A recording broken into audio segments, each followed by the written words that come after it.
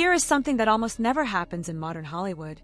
A movie gets criticized for being too simple, too small, too focused, and then audiences give it an 89% score, while critics sit somewhere in the low 60s.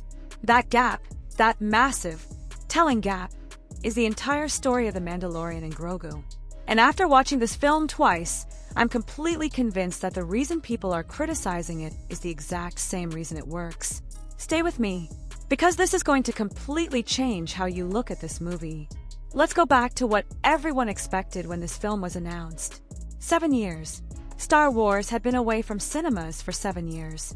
And when Lucasfilm confirmed that The Mandalorian and Grogu would be the return, the big theatrical comeback, the internet immediately started building expectations. Massive stakes, legacy cameos, Thrawn walking out of the shadows, a movie that would reset the entire galaxy and launch the next decade of Star Wars storytelling. What we got was the opposite of all of that. No Thrawn, no galaxy-ending threat, no prophecy, no Jedi revelation, no cliffhanger that chains you to 3 more years of Disney Plus homework. What we got was Djarin, a dangerous job, a messy corner of the galaxy, and a little green child who refuses to stay out of trouble. And the more I sat with that, the more I watched it a second time, the more I realized something. That wasn't a failure. That was the whole point. The biggest thing this film gets right is that it remembers what The Mandalorian was built to be in the first place.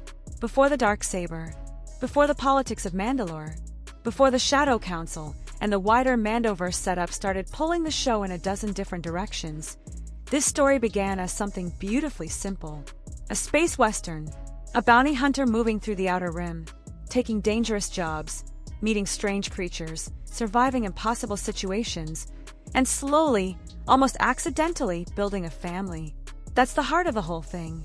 That's what made people fall in love with it in 2019. And somewhere in Season 3, that got buried under a lot of other things. The show got bigger, heavier, more politically complex. And while that made sense for Din's journey as a character, it also made the show feel like it had forgotten what made it special. This movie strips all of that back down. Din is working with the New Republic. He takes a job he doesn't fully trust. Within hours, he's caught between Hutt politics, bounty hunters, underworld deals, and a mission that keeps spiraling further out of his control. That's where Mando works best.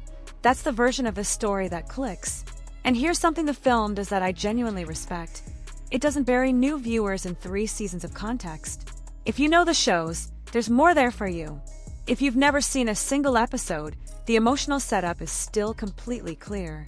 Din is the father. Grogu is the kid. They're trying to survive something that keeps getting worse. That accessibility matters more than people realize. Because Star Wars on the big screen cannot be homework. It has to be a door that opens, not a wall you have to climb. Now let's talk about the number that tells the real story. Critics, low 60s. Audiences, 89%. CinemaScore, a-. That's not a small gap. That is a fundamental disagreement about what this movie was supposed to be. And both sides are actually right. They're just measuring different things. Critics are reviewing this as a standalone cinematic achievement. Is it bold? Is it pushing the medium forward? Does it take risks? And by those standards, no, it doesn't. It's familiar. It's safe. It doesn't swing for the fences. But audiences aren't measuring it that way. Audiences walked into that theater and asked themselves one question: did I enjoy this? Did I feel something? Was it worth the ticket? And the answer, overwhelmingly, was yes. Because here's what smaller stakes actually do for a story like this. When there's no complicated prophecy to track, no mythology wall to climb over, the emotional center gets to breathe. And the emotional center of this film is one of the most human things Star Wars has ever put on screen. A father who knows he can't protect his child forever. A child who's starting to realize he can do more than just be protected. That's it. That's the whole film. And it's enough. It's more than enough. Grogu is the key to why this works, and I don't think that point gets made strongly enough. In the early seasons, as much as we loved him, Grogu was essentially cargo. He was the thing Din was carrying, the reason for the mission. Something to be handed over, rescued, protected, delivered. His role in the story was almost entirely reactive. This movie changes that. Quietly, completely, Grogu protects Din. He heals him when the venom from the dragon snake is killing him. He navigates an entire planet alone to find help. He makes mistakes, big ones, obvious ones, the kind a child makes, but he doesn't stop. He keeps trying. He uses the Force not in a flashy, climactic way, but in small, practical, deeply felt moments that show a child becoming something more than a passenger. The movie doesn't pretend he's suddenly a trained warrior. He still misses things. He still overlooks the obvious, like the fact that Din cannot fit inside an Anzellan ship. But the intention is there, and the intention is everything. Because what the film is really tracking, underneath all the action and the hut politics and the arena fights, is the moment when a child stops being carried and starts carrying back. The moment when the dynamic shifts. When the one who is always protected becomes the protector. Din realizes it too. And that's when the film stops being an action movie and becomes something else entirely. Something quieter and much more affecting.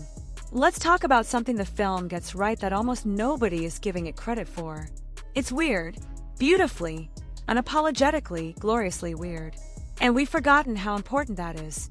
The original Star Wars was strange. A farm boy, a wizard, a smuggler, a giant walking dog, a trash compactor monster, a chess set where the pieces were actual living creatures who tried to tear each other apart. It was wonderful and bizarre and unlike anything cinema had ever seen.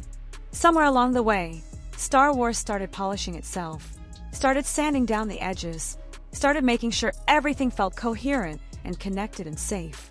And in doing that, it lost some of the magic that made it feel like a galaxy you could never fully map.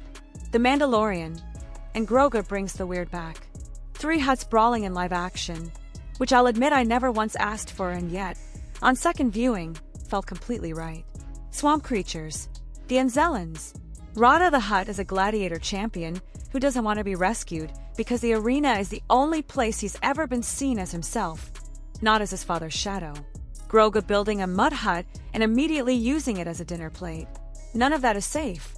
None of it fits a formula. All of it feels like the galaxy is alive in ways that go far beyond whatever the main plot needs it to be. And that feeling, that sense that this universe has corners you haven't seen yet, creatures you haven't met, stories that have nothing to do with lightsabers, that is Star Wars at its most alive. Here's the criticism I understand but ultimately disagree with. Some people wanted a bigger ending, a stronger tease, something that connected Din and Grogu's story to Thrawn, to Ahsoka Season 2, to the wider New Republic conflict building in the background. I get it. I felt a version of that too. There's a part of me that wanted the final scene to crack open something larger, a whisper of what's coming next. But here's why I think the film made the right call by not doing that. Star Wars has had a connectivity problem. The more interwoven the stories become, the more exciting it is for hardcore fans who are watching everything. But the harder it becomes for anyone else to feel like they can walk in and just watch a movie. The more homework it requires, the smaller the audience it can actually reach. The Mandalorian and Grogu keeps the door open without forcing you through it. It tells a complete story. It begins, it builds, it resolves. Din and Grogu are in a better place than where they started. Rada gets a future. The New Republic gets what it needs. Nobody's death is foreshadowed in a post-credits scene that requires 3 seasons of background reading to understand. That restraint is harder than it looks, and it's smarter than it's being given credit for. Because here's the bigger picture, the one that matters for where Star Wars goes from here. Star Wars can't keep treating every film as a launch pad for the next 10 projects. It can't keep making every story feel like Chapter 3 of a saga that started somewhere else and will end somewhere you haven't seen yet. That approach exhausts audiences. It turns movies into obligations. This film does something different. It builds trust. It says, come watch a Star Wars movie. You don't need to have done anything before this. You just need to show up. And if there's a second film, which I hope there is, the right move is to continue exactly this way. Let Din and Grogu explore parts of the galaxy the main saga never had time to touch. Let the New Republic send them into situations that keep getting messier. Let the crime syndicates and the Imperial remnants destabilize things from the shadows. Let the world expand naturally, slowly, without forcing a confrontation with the larger mythology until that confrontation has been earned. Then, when the bigger threat finally arrives, it will mean something. Because we'll have spent time in this galaxy that felt real before the stakes got raised. This movie builds the foundation. That's its job, and it does it better than it's being given credit for. So here's where I land after 2 viewings and a lot of thinking. The Mandalorian and Grogu is not the Star Wars film that will define a generation. It's not Rogue One. It's not The Empire Strikes Back.